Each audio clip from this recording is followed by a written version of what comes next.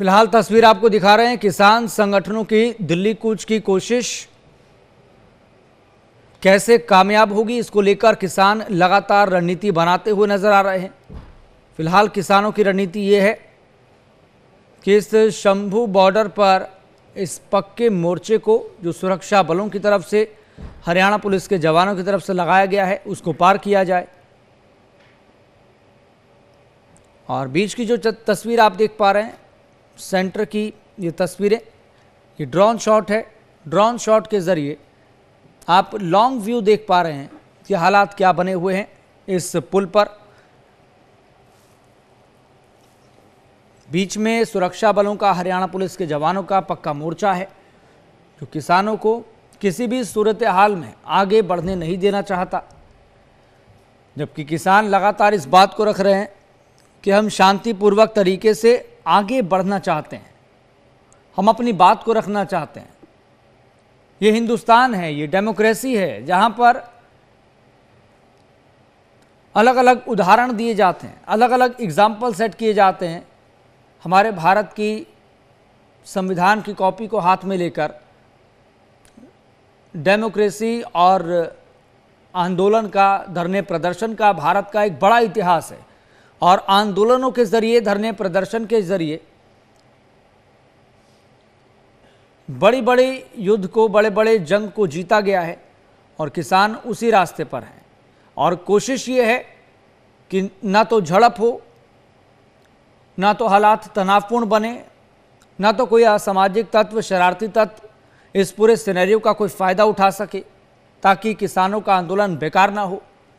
इसीलिए किसानों की इस बार भी यही कोशिश है कि बिना किसी झड़प के, बिना किसी तनावपूर्ण माहौल के हम आगे बढ़ सकें।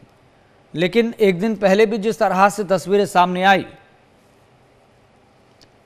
उन तस्वीरों ने और उस हालात ने ये तो स्पष्ट किया कि अगर सुरक्षा बलों की तरफ से इसी तरह के पुख्ता प्रबंध रहते हैं, इसी तरह की बैरिकेडिंग की व्यवस्था रहती है, लोहे का जाल रहता है, कंक्रीट के बड़े बड़े पत्थर रहते हैं, तो फिर किसानों का आगे बढ़ पाना काफ़ी ज़्यादा मुश्किल है, काफ़ी ज़्यादा चुनौतीपूर्ण है। और यही वजह है कि आज एक बार फिर से किसान ये प्रयास कर रहे हैं, ये प्रयत्न कर रहे हैं, ये कोशिश कर रहे हैं कि इस बैरिकेडिंग को तोड़कर आगे बढ़ा जा सके, या फिर प्रशासन के अधिकारियों से शांतिपूर्वक माहौल में बातचीत करके अपनी बात को मनवाने के लिए दिल्ली कूच किया जा सके। लेकिन किसान नेता इस बात को जानते हैं कि अगर पहला ही पड़ाव नहीं हुआ तो बाकी की जंग जीतने की कहानी तो बहुत दूर की है।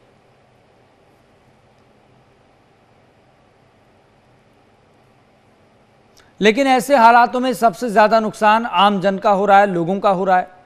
क्योंकि आप एक पल सोचकर देखिए कि इस इंफॉर्मेशन और टेक्नोलॉजी के दौर में जिस ज़िले में इंटरनेट की सुविधा को ही बंद कर दिया गया हो, वहाँ पर बच्चों को भी परेशानी है, लोगों को भी परेशानी है।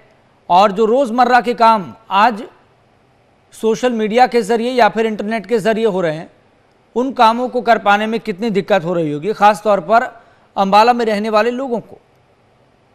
क्योंकि आज तो बात डिजिटलाइजेशन की होती है, आज तो बात पोर्टल की होती है, यहाँ पर किसान भी पोर्टल पर जाकर अपनी चीज़ों को अप्लाई करते हैं ताकि वो योजनाओं का फ़ायदा ले सकें। लेकिन अभी फ़िलहाल ऐसी परिस्थितियों में आम जन को, किसानों को, सभी लोगों को, ख़ास तौर पर अंबाला में रहने वाले लोगों को इन सब चीज़ों से वंचित होना पड़ रहा है, महरूम होना पड़ रहा है। और ये कोई पहली दफ़ा नहीं है। 2024 के फरवरी महीने में और 2020 के उस साल में भी कई ज़िलों में इंटरनेट को बंद कर दिया गया था, तब भी हालात इस तरह के बन गए थे।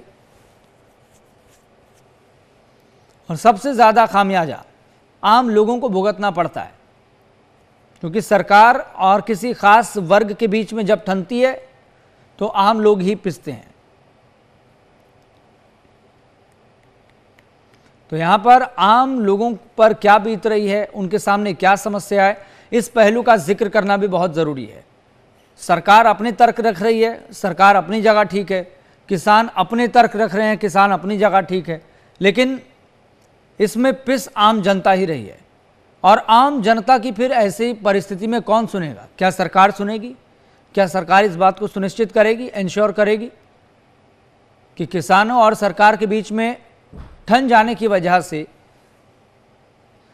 इस कोल्ड वॉर वाली सिचुएशन की वजह से, कि आम लोग सफ़र नहीं करेंगे? आम लोग तो भुगत ही रहे हैं। 2020 में भी हमने देखा, कोई 1, 2 या 5 या 10 दिन के लिए नहीं, बल्कि 1 साल से ज़्यादा समय तक जब किसानों का धरना प्रदर्शन चला था अलग अलग बॉर्डर पर, तब भी हमने आपको हालात दिखाए थे और तब भी ये बताया था कि आम लोगों को कैसे दिक्कतों का, परेशानियों का सामना करना पड़ रहा है। और 2024 के फरवरी महीने में जब हालात बने तनावपूर्ण, तब भी हमने आपको बताया कि कई दुकानों को लंबे समय तक के लिए डायरेक्शन दिए गए कि जब तक अगला आदेश नहीं आता तब तक आप दुकानें बंद रखें। यानी कि आम जनजीवन पर सबसे ज़्यादा प्रभाव पड़ रहा है। किसान कह रहे हैं कि केंद्र सरकार हमारी बात नहीं सुन रही है, हम उस मांग को दोहरा रहे हैं, केवल हम कोई नई बात नहीं रख रहे। और चलिए सीधा रुख करेंगे, हमारे संवाददाता गुरप्रीत धीमान भी हमारे साथ जुड़ गए हैं फोन लाइन पर, जो इस पूरी परिस्थिति पर नजर बनाए हुए हैं। गुरप्रीत, फिलहाल क्या तस्वीर आप देख पा रहे हैं? क्या कोई संभावना नजर आ रही है कि इस पहले पड़ाव को किसान आज पार करेंगे? जी बता दें कि अभी तक ऐसी कोई स्थिति जो है सामने नहीं आ रही। तो किसान जब आगे बढ़े तो किसानों को जो है रोकने के लिए 5 जो आंसू गैस के गोले जो है हरियाणा पुलिस की ओर से दागे गए, लेकिन उसके बाद लगातार जो अधिकारी है उनकी ओर से कहा जा रहा है कि आपके पास अगर परमिशन है तो आप आने देंगे। और एक जो है मर्जी है उनकी जो है हरियाणा प्रशासन के पास पहुंची थी, वह कह रहे थे उन्हें वेरीफाई किया जाए, उसके बाद जो है हरियाणा पुलिस जो है कोशिश करेगी अन्य अधिकारियों के साथ बातचीत